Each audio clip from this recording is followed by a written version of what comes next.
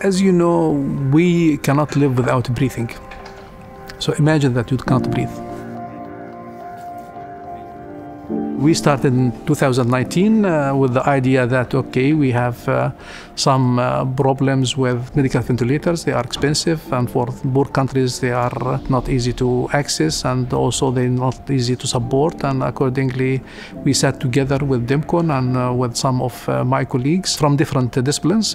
We said, okay, let us try to define a project that will try to help in solving this issue.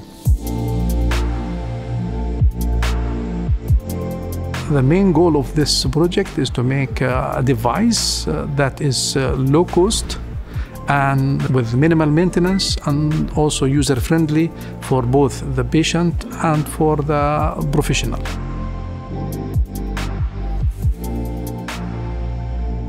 We've had two groups work on this before. They made a functioning prototype. We actually want to make a standalone device, so no PC required. We just want to be able to plug it in, be able to change the parameters and the variables, and should be able to work on its own. It is the goal for a medical ventilator to help the patient when they initiate breathing. And sometimes the medical ventilator cannot really detect the intention of the patient. So when the patient tries to breathe, the medical ventilator does not optimally work with the patient and therefore are asynchronous. And I'm working on an algorithm to detect that and implement that in the medical ventilator system. We would like also to contribute a little bit to the open source community, to let other guys use the things that we are developing, which means that the development cost for developing a new devices based on open source will be less, and accordingly we implicitly contribute to the low-cost medical ventilator. This project is a multidisciplinary project where you need people from different fields, name it, from mechanical engineering to mechatronics to medical engineering. You need to speak with hospitals, Maximum Ziekenhaus Center.